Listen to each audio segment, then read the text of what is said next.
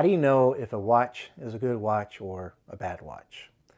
You only are able to answer that question unless you know what a watch is for. Now, I understand that watches have become a lot more sophisticated, like the one I'm wearing, wearable technology, but for simplicity's sake, let's just assume watches as they were made a long time ago, they were just meant to do what? Tell time. You wouldn't judge by its ability to hammer a nail or to paint a wall, because that's not what a watch was for. It was for telling time. And that's how you would judge if a watch was a good watch or a bad watch. Likewise, how do you know if a person is a good person or a bad person unless you know what a person is for? That is the critical question, one that has been talked about for a long time, but still talked about today. And until you can answer the question, what are we for? You can't really answer the question about what we ought to be doing, morality, ethics.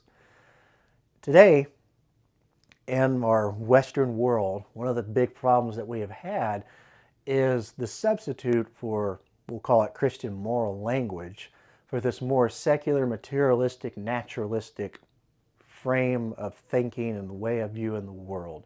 You may have heard people say before, whatever your religion, whatever your faith, you need to park that at the door and keep that privately, because that has nothing to do with our public life, how we decide public policy, how it is that we are meant to live, and so forth.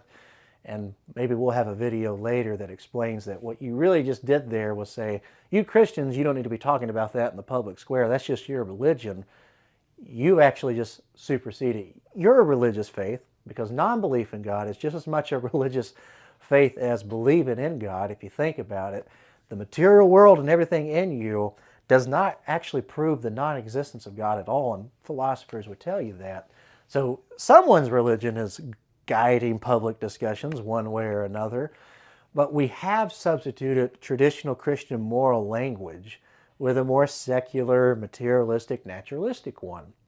And I'm inspired by this by an article that Mary Harrington wrote for Unheard. She's a regular writer on there. Article, I think it was April 23, The Death of Christian Privilege, it was titled. It was a bit of an Easter inspired article where she was talking about this idea of a monument she came across that was made in the late 1800s to memorialize the last known native speaker of the Cornish language. And she then was inspired to think about what would it be like to witness your language, your culture, slowly decline and come to a death, and you be the last one speaking it. Like, rather depressing thought. And then she moves that over to, well, you know, religions and faiths and movements and ideologies are a lot like a moral language. Inside language is not just a mode that we use to communicate to each other like we're doing right now. There are idioms and figures of speech, things that are clues that tells you about the people that are shared by the people using the language, and Christianity is no different. Just like in Southern English, if we can call it that, we have idioms like, oh bless your heart, and that idiom tells you a little bit of what you need to know about Southern culture. Likewise with Christianity, but what has happened is we have replaced that normal Christian moral language that we use in our society with something else. And because of that, that secular, materialistic, naturalistic frame of reference and language that we're using now, we're not able to deal with a lot of modern problems that we have today. And especially it has helped lose the focus to answering that question. What are we for, and what makes a good person or a bad person? An example of this, gender ideology. It's an issue that even secular, atheist, agnostic, materialistic, or naturalistic people are dealing with, because within this discussion about gender ideology, people are trying to figure out what is our public policy in dealing with all this. Here's an example. Biological male identifies as a woman, then seeks to enter an exclusively female space, such as a locker room.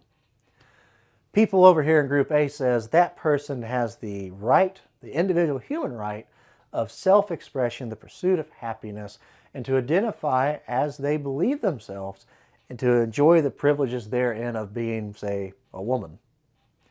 People over here in Group B who disagree with that, but they're coming from the secular, materialistic, naturalistic point of view, say, yeah, but technically they're a biological male, and so it's inappropriate for them to be in a exclusively female space. And so we have to draw the line somewhere, right? People over here in Group A say, yeah, but we're not really making a biological argument. We're making a moral argument. The individual human right of this person, how dare we deny them their self-expression and their ability to just simply exist? These are the real things that people say here, and we've seen this conversation play out back and forth. People over here in Group B are trying to make a biological argument, seeing the human body and what is. This is a male, technically not a female, and therefore inappropriate to be in a female space. But people over here in Group A are not making that argument. They're trying to communicate this idea of individual human rights, and it just comes to this deadlock with each other. Whereas, if you had Christian moral language, and the Christian enters in this conversation, they would come over here to the people in Group A and say, we like the idea that you're talking about individual human rights. You know where that comes from, by chance?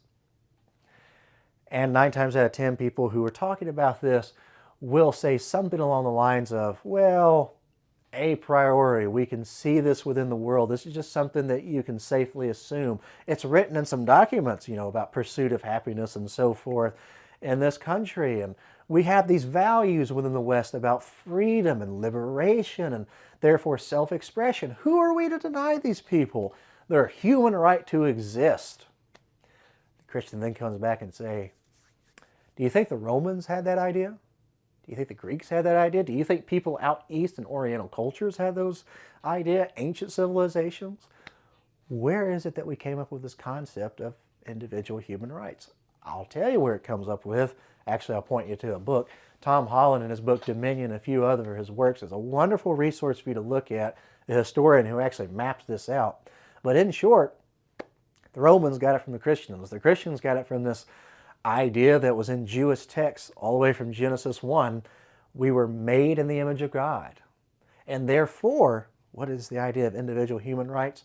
Because we are all God's creation, we are all worthy of love, dignity, and respect. In fact, in New Testament language, Paul talks about this in Galatians. Those of you in Christ, neither of you are male or female, rich or poor, slave or free. We don't have these sort of demographic distinctions. You are all one in Christ Jesus. You are all equal, and you're all worthy of love and respect. And even in the Old Testament, those ideas were still there. In Leviticus, talking about the sort of golden law of loving your neighbor as yourself, is still with this idea going all the way back to Genesis 1. We're made in His image. And Jesus Himself has a parable, the Good Samaritan, that illustrates this idea. Christians would come in and talk to people in Group A and say, here's our Christian moral language and the basis for our morality and ethics. We are all created beings by this loving, graceful God. And it doesn't matter your demographic, where it is that you come from, whether or not you were ostracized, unloved, pushed out by the powers that be in the community, not accepted. We love and accept you simply because you're human and you are God's creation. And the best identity that you could possibly have is being a child of His, with all the wonders and the spiritual blessings that come with it. Christian says to people over here in Group B, we notice that you're making an argument about what is. For example, the human body has hands and fingers. I can observe that there are muscles, tissue, tendons, and so forth. A bone structure, skeletal structure within it. What is then the human hands for? You can make inferences and deductions and inferences and so forth. The hands are made for piano. They're made for building things. They're made for painting. But is there anything in the human body itself that I can observe through science that tells me I shouldn't use my hand to beat someone with it? What about if I'm ever justified in using my hands for violence, such as an idea of self-defense? Where in the human body and in the physical world can I see a law that tells me what ought to be? This is where most people would say you can't always derive an ought moral claims from what is here the human body. You have to look at something outside the human body to tell you what something really is. So therefore, Christian moral language would traditionally say you're going to have to point to a moral source to make moral arguments, regardless to Group A or Group B. And I would argue, and as Christians would say, the best place for you to go to ground those is in a person full of love and grace, someone who is truly pure. And sure enough, we would claim that we have such a person in Jesus. Go figure, a preacher would tell you that and end his little talk with Jesus. But it's true. Jesus comes into the world to the marginalized, the oppressed, those who are powerless, those who are ostracized, those who are unloved, whether they were leopards, whether they were outcast women with moral shame of adultery and just pushed out and again ostracized from their community. He talks to all these people, associates with them, and lifts them up. He's the person who's truly full of love and grace and purity. If I'm going to find a place to ground my morality and ethics, I'm going to look for someone who's got that same love and grace, that person, Jesus. But I would take it a step further and say, even to the self-righteous people, the people who actually put Jesus on the cross for alleged crimes to commit him to capital punishment, death by crucifixion, he had the audacity to say on the cross, "Father, forgive them, they know not what they do." That is someone who is truly full of love and grace. And if I'm going to try to figure out what ought to be in the world, what makes a person a good person and a bad person, how is it that we are meant to identify and function as human beings, I have to know what we are for. Here's this man who claims, John chapter 1, he is the creator of the universe, who set it in a created order, but through love and grace, John chapter 3, he did not come into the world to condemn it, but to save it, to redeem it, to show you how you truly ought to be. And if you live the life that Christ really made the world, you will be fulfilled. Not just because you're living morally and righteously. By living the way that he actually made the world, you will function properly, and it will be as if naturally, how it is he actually made the world, true happiness, true blessedness falls from that. In short, look for the person who is full of truth, love, and grace, because that is going to make the world a better place. Hey, thanks for watching the video. If you liked it, leave us a like. If you have a comment, leave us a comment. Let us know what you think. If you're local to our area, we invite you to send us a direct message. We'd love to talk to you more about the gospel. See you next time.